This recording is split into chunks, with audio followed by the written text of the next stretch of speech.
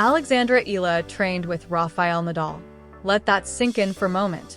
1 year after Rafa hung up his racket and walked away from the sport that had made him a 22-time Grand Slam champion, he returned to the courts of his academy in Manacor, Majorca, and the person across the net from him was a 20-year-old left-handed Filipina who grew up on those very same courts, absorbed every ounce of that Nadal mentality, and is now ranked inside the WTA top 50 and rewriting the history of Philippine tennis with every match she plays. This was not a celebrity photo opportunity or a piece of feel-good social media content. This was real. This was the young woman who spent 6 years of her life inside that academy, who studied the same philosophy, trained under the same conditions, and breathed the same competitive air that produced one of the greatest athletes sport has ever seen, now stepping back onto those courts as a professional, as a peer, as living proof that everything the academy stands for actually works.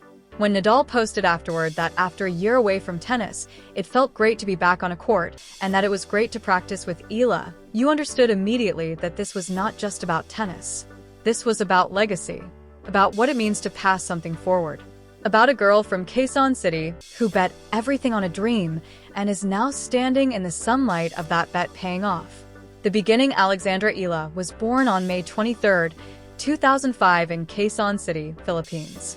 And by the time she was 13 years old, she had already made a decision that most adults would struggle to find the courage for. She packed her bags, said goodbye to her family, and moved halfway across the world to Spain, enrolling at the Rafa Nadal Academy in Manacor, Majorca. Not for a summer program or a short visit. For 6 years. 6 years of balancing academic classes at the Rafa Nadal School with the kind of daily training sessions that convert raw talent into professional-level capability. 6 years of living inside an environment where Nadal's work ethic, his discipline, his absolute refusal to accept excuses as a substitute for effort, was not an aspiration on a motivational poster. It was the culture you lived inside every single day. The academy was never simply about learning to hit a tennis ball. It was about absorbing the mindset of a competitor whose name was on the front gate and whose trophies lined the walls. And Eala absorbed every bit of it. She graduated from the academy in 2023. But long before then, the world was already beginning to notice. The junior years, her junior record was extraordinary before she ever played a professional match that anyone outside the dedicated tennis circuit paid attention to. At just 12 years old, she won the prestigious Latices tournament in 2018, the same event that had crowned future legends including Nadal and Djokovic when they were children. She climbed to ITF Junior World No. 2. She claimed Junior Grand Slam doubles titles at the 2020 Australian Open and the 2021 French Open. And then, in 2022, she walked onto the courts of the US Open in New York and did something no Filipino had ever done in the history of the sport. She won the girls' singles title. The first Filipino to win a Junior Grand Slam singles championship. Ever. That title was not simply a trophy. It was a statement that Eala was built for the biggest stages in tennis. Her first professional title had come even earlier. In January 2021, she won an ITF W15 event right there in Manacor, Spain, lifting her first professional trophy in the same place where she had been learning what it meant to compete like a professional since she was a child. Still a teenager, already collecting titles on the island where her journey had begun. 2025, the year everything changed. She started 2025 ranked around 140th in the world, still grinding through qualifiers at the bigger events, still building the professional foundation that the junior titles had only begun to establish. She made the semifinals of the Canberra International in January, a solid start, but nothing that signaled what was about to come. And then Miami happened. As a wild card ranked 140th in the world, Eala walked into the Miami Open, a WTA 1000 event featuring the biggest names in professional tennis, and went on a run that the sport had never seen from a player in her position before. She defeated Jelena Ostapenko in straight sets. Then she took down Madison Keys, ranked world number 5 at the time. And then, in the quarterfinals, she did something that made the entire tennis world stop what it was doing and look. She defeated Iga Swiatek, the world number 2, the reigning French Open champion, one of the most dominant forces in women's sport, in straight sets 6-2, 7-5. She became the first Filipino ever to reach a WTA 1000 semifinal, the first to defeat multiple top 5 players and Grand Slam champions at tour level. And she accomplished all of it as a wild card, without a seed, without protection, without any institutional advantage whatsoever. Watching from Spain, Rafael Nadal went online and posted, "We are extremely proud of you, Alex. What an incredible tournament. Let's keep dreaming." Those words did not come from a random fan or a distant admirer. They came from the person whose academy had raised her, whose blueprint she had been following for 6 years, and whose belief in her had predated any of the rankings or headlines that were now following her everywhere. The rest of 2025 after Miami, the year only kept building. Her ranking jumped more than 60 places overnight, rocketing her into the WTA Top 100 for the first time in her career, a milestone that alone would have made 2025 historic. But she was not done. On the grass courts of England, she reached the quarterfinals of the Ilkley Open and then made her first ever WTA Tour final at Eastbourne, a WTA 250 event where she pushed Maya Joint to 3 sets in a genuinely heartbreaking thriller before falling just short. She made her Wimbledon main draw debut, facing defending champion Barbara Krejcikova on the main show courts and pushing the champion all the way to 3 sets in a performance that demonstrated clearly she could compete with the absolute best on the sport's most iconic stage.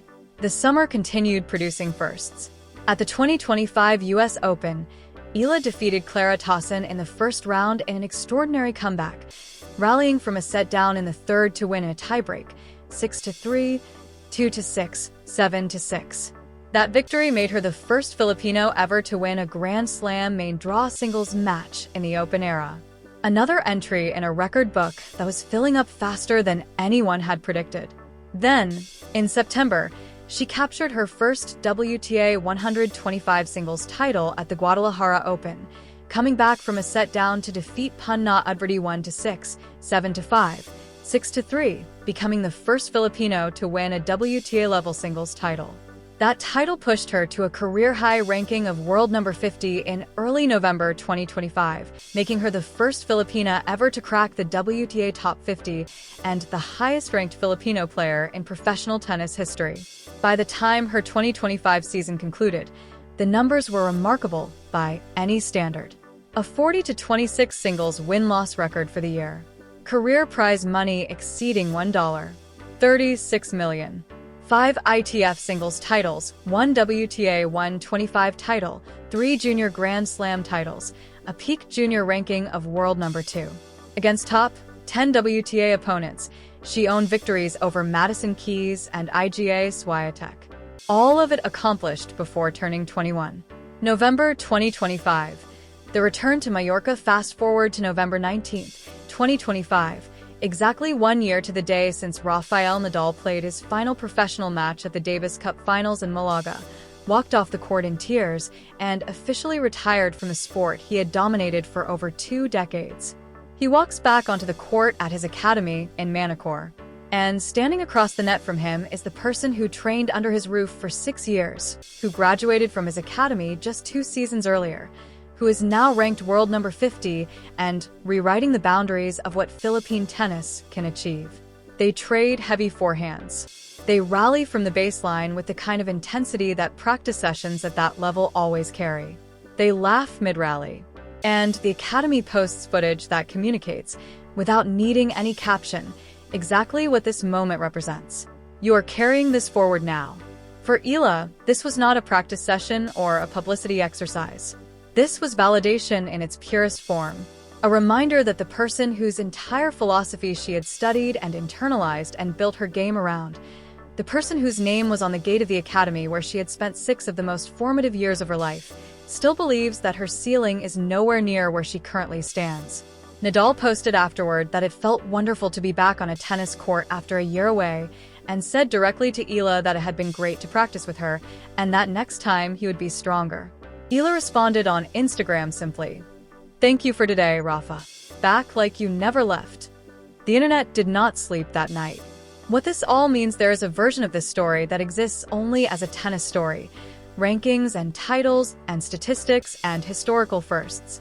And that version is extraordinary enough on its own terms. But the deeper story is about something larger than any of those measurements can contain.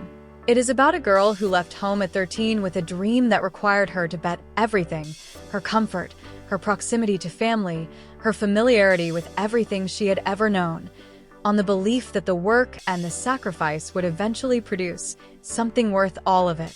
It is about 6 years inside an academy built around one of the most demanding competitive philosophies in the history of sport, where the person whose name was above the door set a standard that demanded genuine excellence as the baseline rather than the ceiling.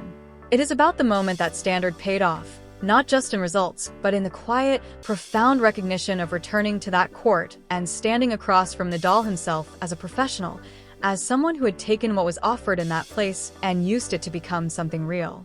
And it is about what happens next, because the ceiling Nadal referenced, the one he clearly believes she has not yet approached, is still a long way above where she currently stands. And everything about the trajectory of Alexandra Eala's career suggests she is still accelerating toward it.